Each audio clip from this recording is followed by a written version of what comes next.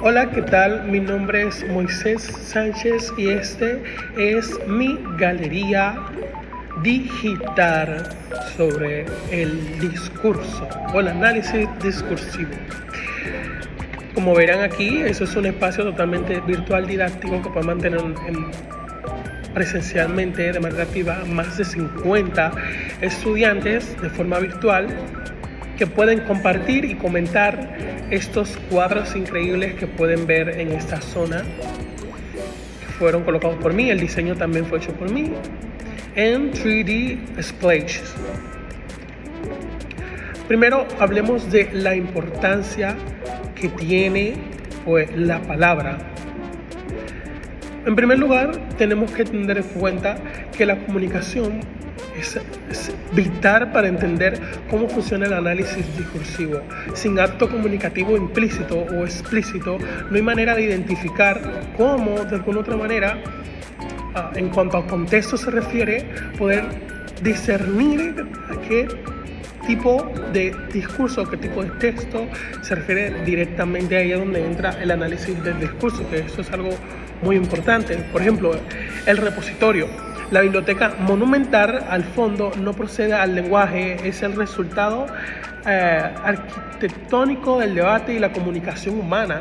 Y el vínculo primario, o sea, las luces doradas ilustran cómo el diálogo entrelaza a los individuos antes de cristalizarse en saberes formales. Aquí tenemos también el tejido luminoso de la realidad comunitaria, el paso de la voz individual a la realidad colectiva. Las conversaciones cotidianas generan hilos invisibles que estructuran la comunidad.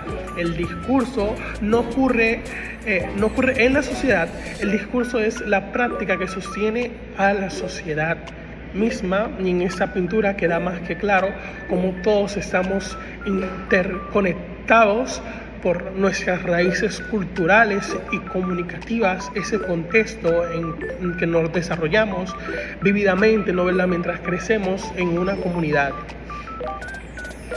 Luego, aquí tenemos la arquitectura del mensaje. Tenemos el discurso, textos y enunciados. Cada uno de estos se vuelve de suma relevancia al entender cómo contextualizamos de alguna otra manera el análisis del discurso.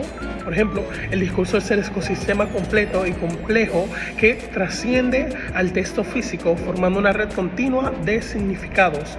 Segundo, el texto es la consolidación de múltiples enunciados en un formato finito, representados por libros o encuadernados. Y por último, enunciado, pero menos importante, que es la unidad mínima de intención representada por pequeños pergaminos individuales, en este caso frases o oraciones individuales de un texto completo. Luego tenemos aquí la matriz comparativa de escenarios comunicativos. Tenemos varias maneras de comunicarnos a través del contexto del emisor, en este caso. Por ejemplo, tenemos el académico, que en este caso es el profesor, periodístico, que es el periodista, político, que es el político, y el digital, que es el usuario comunicativo que se comunica o entrelaza ese proceso comunicativo del discurso a través de la virtualidad. Luego tenemos lo que es la relatividad del significado según su entorno. Tenemos espacio, tiempo, cultura y audiencia. El espacio nos habla específicamente de cómo el lugar en el que estamos nos ayuda a contextualizar el discurso.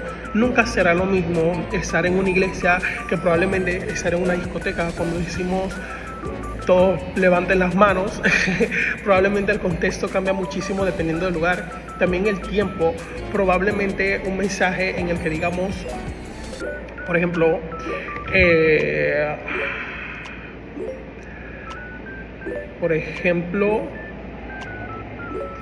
digamos, la derecha, políticamente hablando, termina siendo muchísimo más factible que la izquierda. Probablemente la derecha que se vive en una era contemporánea no es la misma que se vive probablemente en pleno siglo XIX, entendiendo que hay un contexto temporal.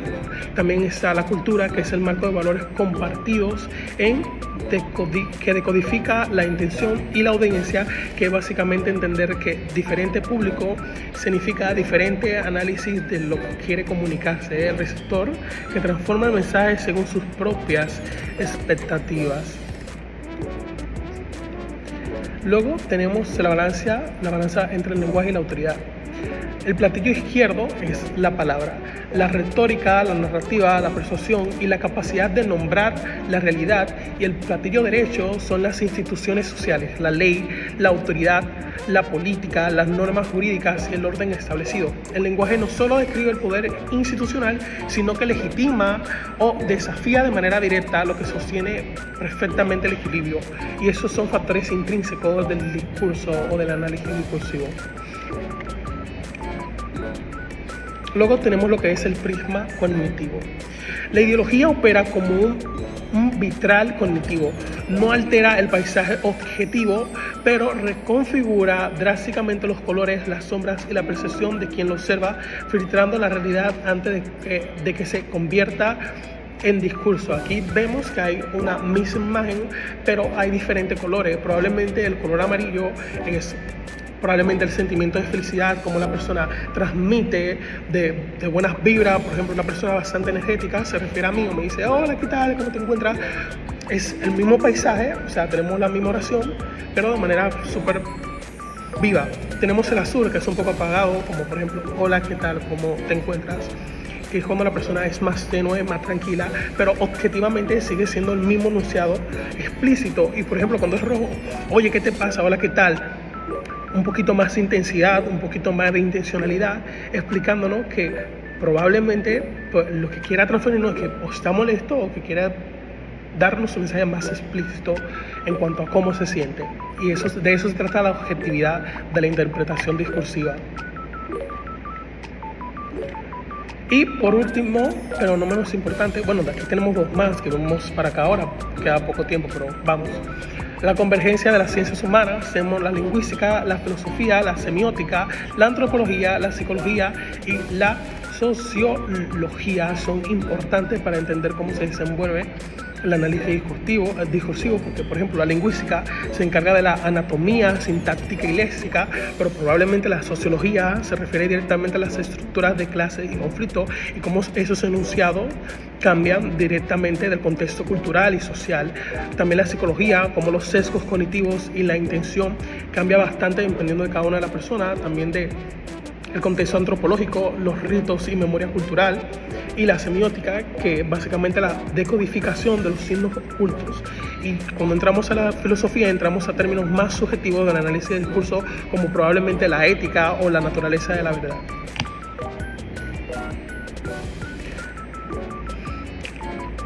Luego vamos a saltar ese, pero voy a dar un pequeño reconocimiento súper rápido, y eso es básicamente que el análisis discursivo tiene que ser interpretado bajo la intención oculta de la manipulación estructural. ¿A qué se refiere cuando hablamos de la manipulación estructural discursiva? Y es básicamente que tomar textos de manera explícita no quiere decir que estén bien analizados, porque probablemente tengan un contexto arraigado por sí mismo detrás, ¿no? ¿Verdad? Como probablemente lo que quería referirse directamente a la persona, en qué momento lo hizo, en qué lugar lo hizo, hasta quién lo hizo, o probablemente qué gestos utilizó para de alguna otra manera expresar lo que quería decir. Entonces vamos a aceptar esa parte porque cada poco tiempo. Y por último, lo que es la interacción humana para entender el análisis discursivo a profundidad. El conocimiento no se descubre pasivamente, se construye. Es el resultado directo del lenguaje en fricción constante. Cada conversación, cada debate y cada análisis riguroso es el combustible que ilumina nuestra interpretación o la comprensión de la realidad discursiva. Y esto sería todo. Esa es la sala completa 3D.